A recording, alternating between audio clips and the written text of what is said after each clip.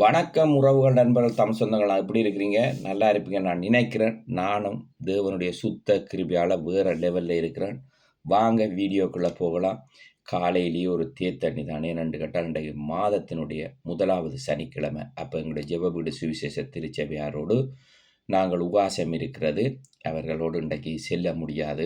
என்னென்று கேட்டால் நேற்றைய தினம் போயிட்டு வந்தது. அதே போல் இன்றைய பின்னேற வேலை போய் எனக்கு வருவதற்கு திராவோ நடந்து கொண்டிருக்குது எல்லா இடங்களிலும். அப்போ பிந்தி விட்டனண்டா வேலைக்கு வர முடியாது. அதனால் நாங்கள் ஆன்லைன்லேயே அதை பார்க்கலாம். அதனால் இனி பின்னேறம் தான் சாப்பாடு. இன்றைய தேத்தண்ணி மாத்திரம் தான். நானும் பாஸ்டிங் இருக்கிறேன்னா தேவனுடைய கிருபையால் தான் நாங்கள் எல்லோரும் இந்த பூமியில் சுகபலத்தோடு வாழ்ந்து கொண்டிருக்கிறோம். அதுதான் உண்மை. அதை விட வேறு ஒன்றும் சொல்வதற்கில்லை. ஓகே, நாங்கள் வீடியோக்கள் கடந்து சொல்லலாம். இன்றைக்கு வீடியோ எப்படி இருக்கும் என்று கேட்டால் காரசாரமாக இருக்கும். எங்களுடைய வன்னி மாவட்டத்தினுடைய வரலாறை பதிவு பண்ணிவிட்டு கடந்து செல்லலாம் என்று வந்திருக்கிறேன். எல்லா வன்னி மாவட்ட என்னுடைய நண்பர்கள், என்னுடைய உறவுகள் அனைவருக்கும், தமிழ் சொந்தங்கள் அனைவருக்கும் இனிய காலை வணக்கம். அதே போல என்னுடைய வாட்ஸ்அப் நண்பர்கள், ஃபேஸ்புக் நண்பர்கள், என்னுடைய யூடியூப் நண்பர்கள் அனைவருக்கும் மீண்டுமான ஒரு வணக்கங்களை செலுத்திட்டு காணொலிக்குள்ள போவோம். சரி, வன்னி மாவட்டம் முதலாவது எங்கேருந்து தொடங்குதுன்னு பார்த்தால் பின்பக்கத்தில் இருந்து வருவோம். செங்கல்படை என்றால் எத்தனை பேருக்கு தெரியும் என்று தெரியல. கண்டிப்பா செங்கல்படையை தெரியாத சில பேரும் இருக்கலாம். வன்னி மாவட்டத்தில் செங்கல்படைக்கு அடுத்தது குறுக்களூருக்கு அடுத்தது பூவரசங்குளத்துக்கு அடுத்தது சாலம்பக்குளத்துக்கு அடுத்தது பம்பைமடுவுக்கு அடுத்தது நெழுக்குளத்துக்கு அடுத்தது வவுனியா டவுன் ஆஸ்பத்திரி. அது அப்படியே இருக்கட்டும். இப்போ மற்ற பக்கத்தால் வருவோம். எப்படி என்று கேட்டால் சின்னத்தம்மனைக்கு அடுத்தது மடுக்குளத்துக்கு அடுத்தபடியாக நீங்கள் வெளிக்கிட்டீர்கள் என்று சொன்னால் புலவனாரூருக்கு அடுத்தபடி பூவரசங்குளம் சந்தி. இந்த புலவனாரூர்லேருந்து போகிற சந்தியிலேருந்து மடுக்குளத்துக்கு பின்னுக்கு பார்ப்போமா இருந்தால் வேலங்குளத்துக்கு அடுத்தது அங்கேயும் ஒரு செங்கல்படை இருக்குது. செங்கல்படை அடுத்தது புளியங்குளம். அந்த புளியங்குளமும் ஒன்று இருக்குது. நாங்கள் சொல்லுகிற ஏனையின் பாதையில் உள்ள டேசன் புளியங்குளமும் இருக்கிறது. புளியங்குளத்தை முடித்து விட்டால் இரணை பின்னுக்கு போனீர்களா இருந்தால் அப்படியே ஒரு சிறிய ஊர்கள் வருகிறது. அதுக்கு பின்பாக அந்த பாதைகளால் நீங்கள் எடுத்துக்கொண்டு போனீங்கன்னா மல்லாவி, துணுக்காய், வவுனிக்குளம், அப்படியே அந்த ரோட்டு தேராங்கண்டல் வரைக்கும் போய் கொக்காவில் ஏறுது. இந்த நீங்கள் மல்லாவியிலிருந்து நேர போனீங்களா தான் மாங்குளம் சந்திக்கு ஏறுது. இந்த கொக்காவிலுக்களால் இப்படியே நாங்கள் ஏனையன் ரோட்டுகள் இறங்குவோம். ஏனையன் ரோட்டுகள் இறங்கிட்டீங்கள் என்று சொன்னால் கொக்காவிலில் வரைக்கும் தான் வவுனியா மாவட்டம் வருகிறது. கொக்காவிலிருந்து அடுத்தபடியாக பார்த்தீங்கன்னா மாங்குளத்துக்கு அடுத்தபடியாக பார்த்தீங்கள் என்று சொன்னால் புதூர் நாதம்புரான் கோயில் இருக்கிற இடம் வரும். அதுக்கு பிறகு டேசன் புளியங்குளம் வரும்.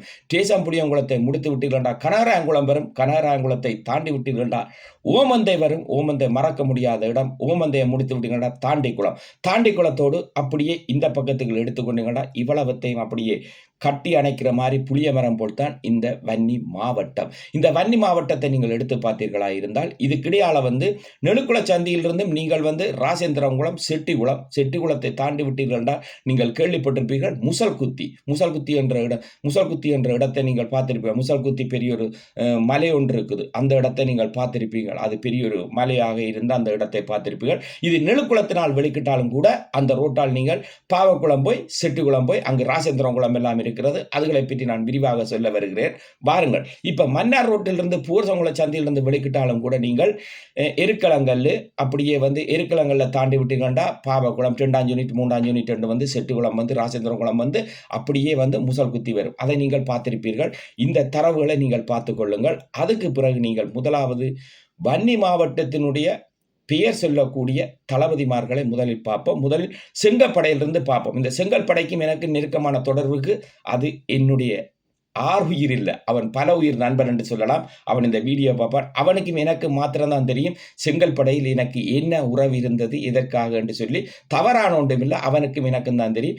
இங்கு என்னுடைய பேரில் ஒரு தளபதி இருந்தார். அவர் தான் தளபதி அண்டண்ண தலைவரால் போற்றப்பட்டவர். தலைவரோடு எப்பயுமே அவர் நேரடியாக சென்று பார்வையிட்டு உரையாடக்கூடியவர். அவர் செங்கல்படையை பூர்வீகமாக கொண்டவர். அவர் நிறைய இடங்களில் செயல்பட்டிருந்தார். ஆனால் அவர் வவுனியா மாவட்டத்துக்கு பொறுப்பாக இல்லை. அவர் ஃபுல்லா வன்னியோடு இருந்தவர். வவுனியா மாவட்டத்துக்கு அவர் பொறுப்பாக இல்லை. இப்போ மாவட்ட ரீதியாக பார்த்து கொண்டு வருவோம். முதலாவது வவுனியா மாவட்டத்துக்கு 89 காலப்பகுதியிலிருந்து பார்ப்போம். முதலாவது பொறுப்பாளராக மாவட்ட தளபதியாக இருந்தவர் தயாபரண்ணைக்கு பிறகு இன்னும் ஒருத்தர் இருந்தவர். அவர் உயிரோடு சுகபலமாக இருக்கிறார். அவருடைய பேரை நான் இதில் குறிப்பிடவில்லை, அது அப்படியே கடந்து போகட்டும். அதற்கு பிறகு சபாண்ணோடு இருந்தவர் தான் தேவன். எத்தனை பேருக்கு தெரியும் என்று தெரியாது. சபாண்ணோடு இருந்த மெய்ப்பாதுகாவலராக இருந்தவர் தான் தேவன். மீண்டும் தேவன் மாவட்ட தளபதியாக வருகிறார். மாவட்ட தளபதியாக தேவன் வந்ததுக்கு பிறகு அப்படியே பாரத்தண்ணா வந்திருந்தார். பாரத்தண்ணா எங்களுடைய பாடசாலையில் படித்திருந்தார். அவர் அதுக்கு பிறகு அவர் ஒரு தளபதியாக வந்திருந்தார். அடுத்தபடியாக இந்த தளபதிகள் எல்லாம் இருக்கும் பொழுது இதுக்குள் ஒருவர் இருந்தார். அவர் தான் எங்களுடைய ராசேந்திரங்குளத்தை புறப்படமாக கொண்டு ராசேந்திரங்குளத்திலே வீரச்சாவடைந்த எங்களுடைய சுசி மாமா.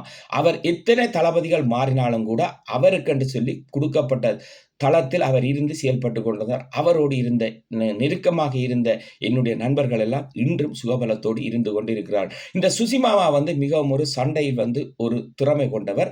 அதே போல மாவட்ட ரீதியான தளபதிகளை பார்க்கும் பொழுது சபானை குறிப்பிட்ட காலங்கள் இருந்து விட்டு அவரும் கடந்து சென்று விட்டார். அதற்கு பிறகு அவர் வீரச்சாவடைந்து விட்டார். அதே போல தயாபரனை வீரச்சாவடைந்து விட்டார். அதே போல தேவனும் வீரச்சாவடைந்து விட்டார். இந்த தேவனுடைய காலத்தில் மிக ஒரு வன்னி மாவட்டம் ஒரு சண்டை களமாகவே எப்பொழுதும் இருந்து கொண்டிருக்கும். அது எந்த தளபதிகள் இருக்கும் பொழுதும் வன்னி மாவட்டம் சண்டையாகவே இருந்து கொண்டிருக்கும். காரணம் என்னென்று கேட்டால் வவுனியா மாவட்டத்துக்கு மிக நெருக்கடியாக இருக்கிறது இராணுவம் மாத்திரம் அல்ல. உங்கள் எல்லோருக்கும் தெரியும். அவர்களோடு சேர்ந்து சிலர்களும் ஊடறுத்து தாக்குதல்களை செய்து கொண்டிருப்பார்கள். ஒரு சண்டை முடிந்துவிட்டு குளித்து கிழித்து சாப்பிடலாம் என்று சொல்லி சாப்பாட்டுகள் கை வைக்கும் பொழுது இன்னும் ஒரு இடத்தில் இறங்கி விட்டார்கள். உடனடியாக வெளிக்கிட வேண்டிய ஒரு காலகட்டத்துக்கு தான் இந்த வவுனியா மாவட்டம் இப்பொழுது சண்டையிலேயே துணியாக கடந்து கொண்டே இருக்கும். இந்த வவுனியா மாவட்டத்தை பற்றி நான் விரிவாக சொல்லிக் கொண்டு வரும் பொழுது கொஞ்சம் காணொளி நீளமாக இருக்கும், பொறுமையாக கேளுங்கள். இந்த வவுனியா மாவட்டம் எப்படி என்று கேட்டால் எல்லா மாவட்டத்துக்கும் இந்த பொடியலை தலைமையகம் மாற்றிக்கொண்டே இருக்கும். இந்த வவுனியா மாவட்டத்தினுடைய நேரடி கண்காணிப்பு எப்பொழுதும் ஜேமண்ணாவோடையும் இருக்கும். அதே போல தீவண்ணேட்டையும் இருக்கும். அதே போல பால்ராண்ணேட்டையும் இருக்கும். இவர்கள் யாரும் இலகுவாக வந்துட்டு செல்ல மாட்டார்கள். ஜேமண்ணா விட்டு செல்வார், தீவண்ண விட்டு செல்வார். ஆனால் பால்ராண்ண வருவதென்றது மிக மிக ஒரு கடினமான காரியம். அப்படி பால்ரான் ஒரு இடத்துக்கு வந்துட்டு போயிட்டார் என்று சொன்னால் அடுத்த கட்டம் சண்டைக்கு ஏதோ ஒரு ஆயுதத்தை நாங்கள் முன்னெடுக்க போகிறோம் என்று தெரியும். தீவண்ணை விட்டு சென்றாலே புரிந்துவிடும் ஏதோ ஒரு காரியம் இங்கே நகர் ஒன்று நடக்க போகுது என்று சொல்லி. அப்படித்தான் அந்த காரியங்களுக்கு நகர்ந்து கொண்டே இருப்போம். இந்த சண்டை நேரத்தில் பார்த்தீர்களா இருந்தால் ஒரு நாளைக்கு சராசரி 2 பேரோ 3 பேரோ வவுனியா மாவட்டத்தில் வீரச்சாவை அடைந்து கொண்டே இருப்பார்கள். காரணம் என்னென்று கேட்டால் 4 பக்கத்தாலே இராணுவம் இறங்கி சண்டை பிடித்து கொண்டே இருக்கும். கிடாச்சூரியில் எப்பொழுதுமே எங்களுக்கு தேவையான ஒரு பலம் ஒன்று இருந்து கொண்டிருக்கும். அப்படியே கல்மடு, ஈச்சங்குளம், காக்கியங்குளம், விளாத்திக்குளம், இப்படியே இந்த இடங்களெல்லாம் நீங்கள் பார்த்தீங்களா இருந்தால் பலத்த ஒரு வன்னி மாவட்டத்தினுடைய பலத்த ஒரு பலம் பொருந்திய இடமாக இந்த இடத்தை வைத்துக் கொண்டே இருப்பார்கள். இங்குதான் இருந்து எல்லாரும் ஒரு இடமும் சென்று கொண்டிருப்பார்கள். அதே போல இந்த இடத்தில் ஒருவரை நான் நினைவு கூறுகிறேன். காண்டிவன் அண்ணா என்று சொல்லி உங்கள் எத்தனை பேருக்கு தெரியும் என்று தெரியல. அவர் கல்வீரங்குளமோ ஆசிகுளமோ எனக்கு தெரியவில்லை. அவர் அதே இடத்தை சேர்ந்தவர் நவுல் அண்ணன். எல்லாரும் என்னோட நல்ல பழக்கம். காண்டிவண்ணா யாழ்ப்பாணம் வரும்பொழுது என்னை பார்க்காமல் போகாது. நான் எங்கு இருக்கிறேன் என்று கேட்டு என்னை பார்த்து என்னை மிக அன்பாக விசாரித்து கழித்து செல்வார். அதே போல இந்த காண்டிவண்ணாவோட நெருக்கமாக இருந்தவர் தான் அற்புதி அண்ணா. அவருடைய பேர் ரம்போ. அவரும் வீரச்சாவடைந்து விட்டார். காண்டிவண்ணா வீரச்சாவடைந்து விட்டார். அதே போல இங்கு டேவிட் அண்ணா இருந்தார். டேவிட் அண்ணா சுசிமாமானுடைய நெருக்கமான ஒரு நண்பர். அவர் இறந்து விட்டார் என்று வீரச்சாவடைந்து விட்டார் என்று கேள்விப்பட்ட உடனே டேவிட் அண்ணாவும் சென்று அதே இடத்தில் அவரும் வீரச்சாவடைந்து கொண்டார். அதே போல இந்த வாகனத்தை சொல்லும் பொழுது நிக்சன் என்று சொல்லி ஒருத்தர் இருந்தார். அவரும் காண்டிவண்ணாவோடு வீரச்சாவடைந்து விட்டார். இந்த 90ஆம் ஆண்டு ஒரு சண்டையை கண்டிப்பாக செய்ய வேண்டும் என்று சொல்லி தலைமையகம் அறிவிக்குது. அது எங்கு என்று பார்த்தால் மாங்குள சண்டை. மாங்குள சண்டை நிச்சயமாக அந்த இடத்தை நாங்கள் தகர்த்து எறிய வேண்டும். இல்லை என்று சொன்னால் எங்களுக்கு தரவழியான போக்குவரத்துக்கு மிக இடைஞ்சலாக இருக்கும் என்று சொல்லி மாங்குள சண்டை பலமாக நடக்கும் பொழுதுதான் உங்களுக்கு தெரியும் எங்களுடைய கரும்புலி போர்க்கண்ணை அவர்கள் அங்கு வீரச்சாவடைந்திருந்தார். அவரும் பூர்வீகமாக வன்னியை புறப்படமாக கொண்டிருந்தவர். அப்படி ஒரு சண்டையை செய்யும் பொழுதுதான் தலைமையாக எங்களுக்கு பால்ராண்ணையில் இருந்து தீவண்ணையில் இருந்து எல்லோரும் நின்று அந்த சண்டையை செய்திருந்தார்கள். அந்த சண்டையில் பெரிய அளவில் இயக்கத்துக்கு இழப்பில்லாதபடி அநேக இராணுவங்கள் உயிரிழந்தது மாத்திரமல்ல, இராணுவங்கள் அந்த இடத்தை விட்டு ஓடும்படியாக செயல்பாடுகளை 90ஆம் ஆண்டு கொடுத்திருந்தார்கள். அது வன்னி மாவட்டத்தில் உள்ள உங்கள் ஒவ்வொருவருக்கும் தெரிந்திருக்கும். வடிவாக புரிந்து கொள்ளுங்கள். வவுனியா வேற, வன்னி மாவட்டம் வேற. இந்த வன்னி மாவட்டம் எப்பொழுதுமே துரு என்றே செயல்பட்டு கொண்டே இருக்கும். ஆனால் இருந்தது முழுக்க இளம் பொடியல்கள், யாரும் வயதானவர்கள் யாருமே இல்லை. எல்லாரும் ஒரு 35 இருந்து ஒரு 17, 18 வயதுக்குட்பட்டவர்கள் தான் இதுக்கள் எப்பொழுதுமே சுறுசுறுப்பாக இயங்கிக் கொண்டிருப்பார்கள். அதே போல கிடாச்சூரியை சொல்லப்போனால் எங்கள் அப்பாவுக்கு நெருக்கமான ஒருத்தர் இருந்தார். அவர் விவசாயத்தில் ஒரு முதலாளித்துவத்தில் இருந்தார். எங்கள் அப்பாவோடு நல்ல நெருக்கம். அப்பாவோடு நல்ல நெருக்கமாக இருந்தவருடைய மகன் என்னோடு நல்ல பழக்கம், நெருக்கம். அப்படியாக நாங்கள் கடந்து வந்தோம். இந்த வன்னி மாவட்ட போராளிகள் எப்பொழுதும் எதிலும் சோர்ந்தவர்களும் அல்ல, சோர்ந்து போனவர்களும் அல்ல. போராட்டத்துக்கு தயாராக இந்த நேரமே தயாராக இருப்பார்கள். அரசியல் துறையை பற்றி நான் பேசுவோம் என்று சொல்லி இருக்கிறேன். அது அரசியல் துறையை பற்றி நாங்கள் பேந்தி பேசுவோம். இந்த மாவட்டங்களை உள்ளடக்கி நீங்கள் பார்த்தீர்களா இருந்தால், காலையில் எழுவதும் கத்தரை துதிப்பதும் மாலையில் காப்புடன் இல்லன் வருவதும் தேவை கிருபை என்ற மாதிரி, காலையில் எழும்பிட்டோம்டா மாலைக்கு நாங்கள் இருந்த இடத்துக்கு வருவோமான்னு தெரியாது. காரணம் என்னென்று கேட்டால் சண்டையில் வீரச்சாவு அடைந்து விடுவார்கள். அப்படி தொடர்ந்து சண்டை நடந்து கொண்டே இருக்கும். இராணுவம் இறங்கி கொண்டே இருப்பார்கள். இராணுவத்தோடு சேர்ந்து இன்னும் சிலர்கள் சேர்ந்து அங்கு இறங்கி கொண்டே இருப்பார்கள். எப்பொழுதும் சண்டை நடந்தபடியே இருக்கும். எப்பொழுதும் இந்த மாவட்டத்தை குறித்து தலைமையகம் கூட கண்ணும் கருத்துமாக கண்காணித்துக் கொண்டிருக்கும். காரணம் என்னென்று கேட்டால், வவுனியா ஏனையின் ரோட்டை வைத்துத்தான் பாதைகளால் நகர்கள் நடந்து கொண்டே இருக்கும். அதனால் தலைமையகம் எப்பொழுதும் வவுனியாவை கண்ணும் கருத்துமாக பார்த்து கொண்டிருக்கும். இந்த காணொளி சற்று நீளமாக இருக்கு, நீங்கள் பார்த்துக் கொள்ளுங்கள். அதே போல வவுனியா மாவட்டத்தில் இருந்து என்னுடைய நண்பர்கள் எல்லா இடத்திலும் நாங்கள் நின்று வரும்பொழுது எங்களோடு பழகி வந்தவர்கள், அதே போல என்னுடைய நெருக்கமான நண்பர்கள், ஓமந்தை நண்பர்கள் இருக்கிறார்கள். லண்டனிலிருந்து எப்பொழுதும் என்னோடு எப்படி இருக்கிறாய், நலமா இருக்கிறியான்னு கேட்பான். அவன் மிக நல்லவன். அதே போல இங்கு என்னோடு படித்து என்னோடு எல்லா இடத்திலும் நின்று வந்த என்னுடைய நண்பன் இங்கு இருக்கிறான். அவனும் கூட மச்சான் எப்படி இருக்கிறான், அவன் எடுத்தால் எப்பொழுதும் நன்மையாத்தான் கதைப்பேன். நான் இந்த செங்கல்படையை சொல்லியிருந்தேன். அவன் நிச்சயமாக செங்கல்படை என்னென்று சொல்லி அவன் கண்டுபிடிப்பான். அவனுக்கு மாத்திரம்தான் தெரியும், மற்ற யாருக்கும் தெரியாதது என்னென்று சொல்லி நிச்சயமாக இந்த வீடியோ உங்களுக்கு நல்லா இருக்கும். அதே போல வன்னி மாவட்டத்தில் வீரச்சாவு அடைந்த ஒவ்வொரு வீரச்சாவு போராளிகளுக்கும் என்னுடைய வணக்கங்கள். அதே போல போராடி இங்கால் வந்தவர்களுக்கும், அதே போல அங்கவினை இழந்தவர்களும் நீங்கள் இதை பார்ப்பீர்கள் நினைக்கிறேன். அதே போல இந்த வன்னி மாவட்டத்தில் எங்களுடைய மடுக்குளத்தை பற்றி சுவாரஸ்யமாக சொல்லிவிட்டு கடந்து செல்கிறேன். மடுக்குளத்தில் ஏறக்குறைய 11 போராளிகள் இருந்தோம். அதில் 5 பேர் வீரச்சாவடைந்து விட்டார்கள். 3 ஆண் போராளிகள் வீரச்சாவு, 2 பொன் போராளிகள் வீரச்சாவு. இந்த மடுக்குளம் எப்பொழுதுமே இராணுவத்துக்கு ஒரு சவாலாகத்தான் இருந்து கொண்டிருந்தது. கடைசி காலங்களில் வன்னியினுடைய எல்லை பகுதியில் இருந்து கொண்டு இங்கு எப்பொழுதுமே எங்களுடைய இயக்க போராளிகள் நின்று கொண்டே இருப்பார்கள். காரணம் என்னென்று கேட்டால், இதுதான் முடிவினுடைய எல்லையாக இருந்தது. இது எப்பொழுதுமே இராணுவத்துக்கு ஒரு தலையடியை கொடுக்கக்கூடிய இடமாகத்தான் இந்த மடுக்குளம் இருந்து கொண்டிருந்தது. இந்த மடுக்குளம் எப்பொழுதும் ஒரு பிரசித்தியான ஒரு இயக்கத்துக்கு தலைமையகத்துக்கே தெரியக்கூடிய ஒரு இடமாக இருந்தது. இந்த இடத்தில் மாத்திரம் 11 போராளிகள் இருந்திருக்கிறார்கள். ஆனால் மிக சிறிய கிராமம், ஒரு குளத்தை நம்பி இந்த கிராமத்தில் வாழ்க்கை இருந்தது. இங்கு முழுக்க முழுக்க விவசாயம்தான், மற்றது நாள் கூலிதான். யாரும் முதலாளித்துவத்தில் யாரும் இருந்தவர்களா இல்லை. சிறிய தேத்தனி கடைகள் இருக்கும். சைக்கிளில் தான் எல்லோரும் ஓடி திருவார்கள். ஆனால் இங்கே 4 விதமாக பிரிக்க முடியும். ஒன்று மடுக்குள சந்தி, ஒன்று புட்டி தோட்டம், ஒன்று வானடி, ஒன்று கத்தரி தோட்டம். இந்த கத்தரி தோட்டம் என்ற இடத்தில் அவர்கள் பெரிய விவசாயத்தை செய்து கொண்டிருப்பார்கள்.